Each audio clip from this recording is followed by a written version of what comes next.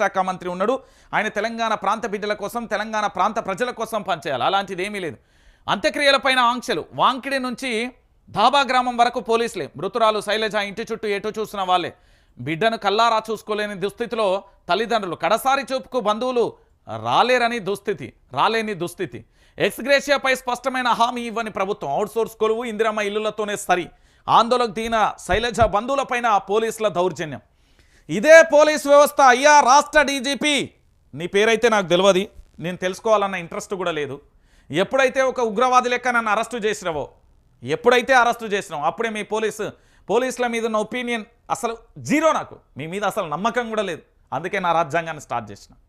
నేను చెప్తున్నా కదా, కంప్లైంట్ అక్కడికి ఎట్లొస్తుందో నేను చూస్తే ఇక నుంచి. ఇప్పుడు జరిగిన కంప్లైంట్ ఉంది కదా, ఆ కంప్లైంట్లు ఎట్లొస్తాయో నేను కూడా చూస్తే. నీ మీద నాకు అసలు ఈ రాష్ట్ర పోలీస్ వ్యవస్థ మీద నమ్మకమే పోయింది. నేను చెప్తున్నా, అసలు నమ్మకం లేదు భయ్. వాళ్ళ బంధువుల మీద చేయడానికి మీరెవరు అంటున్నా. వాళ్ళ బంధువుల మీద చేయడానికి మీరెవరు? మీరు ఎవరు? Who are you? అర్థమవుతుందా? మీరు వాళ్ళ మీద చేయడానికి మీరెవరు? పోయిన ప్రాణం కావాలి, తీసుకొస్తావా రాష్ట్ర డీజీపీ? తీసుకొస్తావా కాంగ్రెస్ ప్రభుత్వ పెద్దలారా? తీసుకొస్తారా రాష్ట్ర ముఖ్యమంత్రి? మనం తినేది కంచంలో 4 మెతుకుల కోసమే. ఎవరు పోరాటం చేసినా ఏం చేసినా కానీ మేము కంచంలో 4 మెతుకుల కోసం కాదు. ఈ తెలంగాణ రక్షణ కవచం లెక్కున్నాం. అరే ఎంత దారుణం అండి. ఇగో వాళ్ళ బంధువులను ఎట్లా ఈడ్చుకెళ్తున్నారు చూడండి. అరే వాళ్ళకు కడసారి చూపు చూసుకోరా? కనీసం వాళ్ళ బంధువులు ఇతరత్ర ఎవరిని చూసుకోనివరా? ఏం జరుగుతున్నది తెలంగాణలో? కీం పరిపాలన ఏమైనా కొనసాగిస్తున్నావా ఏంది? అక్కడ ఏదైనా శిక్ష అయితే 3 తరాల వరకు పూర్తి స్థాయిలో జైల్లో ఉండాలన్నట్టుగా ఏమైనా కొత్త రూల్స్ తెచ్చినావు? అసలు తెలంగాణలో రాజ్యాంగం అమలవుతుందా? తెలంగాణలో భారత రాజ్యాంగం అమలవుతుందా? ఈ తెలంగాణలో ప్రజాస్వామ్యం ఉందా? ఈ తెలంగాణలో భావ ప్రకటన స్వేచ్ఛ ఉందా? ఈ తెలంగాణలో పూర్తి స్థాయిలో ఏంది రాక్షస పాలన? వీళ్ళట తెలంగాణ ప్రాంత ప్రజల కోసం పనిచేస్తారట. వాళ్ళ బంధువులను ఎట్లా ఇడ్చుకెళ్తున్నారు చూడండి. ఏంది అవుట్సోర్స్కు సంబంధించిన కొలువు ఇంద్రయ్య? అరే కన్నబిడ్డ పోయినాక నువ్వు ఏ ఉద్యోగం ఇస్తుంది, ఏ డబ్బులు ఇస్తుంది, ఏ పదవులు ఎవరికి కావాలరా? నాకు అర్థం కాదు. ఈ కాంగ్రెస్ పార్టీని అడుగుతున్నా, ఎవరికి కావాలి? కాంగ్రెస్ పార్టీ నేతలందరూ చెప్పాలా సమాధానం? ఎవరికి కావాలి? అరే రోజో చోట ఫుడ్ పాయిజన్ అయిపోతుంది. ఆ రోజు అమ్మ మొత్తం ఆగమాగం చేసినామా? ఎవరు? ఎన్ఎస్యుఐ బల్మూరి వెంకట్ ఏడున్నామయ్యా? కనబడతలేవా ఇప్పుడు ఈ సమస్యలు? అంటే నీకు ఎమ్మెల్సీ పదవి రాగానే కనబడాయి. ఇవన్నీ నీకు ఎమ్మెల్సీ పదవి రాగానే కనబడాయి.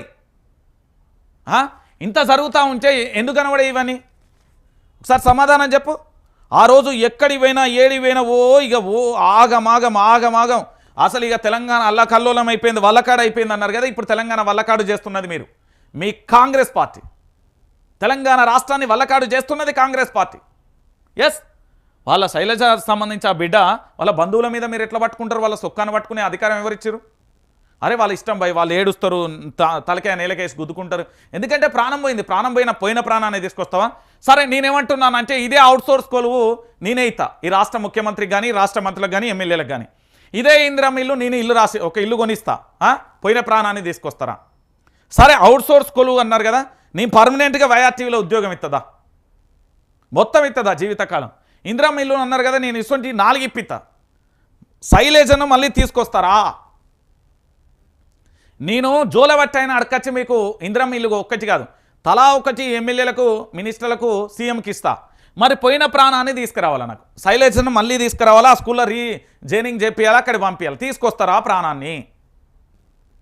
ఇది కాంగ్రెస్ పార్టీ. మళ్ళీ ఇంతమంది ప్రాణాలు పోతూ ఉంటే ఏమీ మాట్లాడకుండా మొత్తం ఆగమైపోతున్నదండి. ఎంత ఘోరం అండి ఇది? తెలంగాణ ప్రాంత బిడ్డలారా ఎంత ఘోరం అండి ఇది?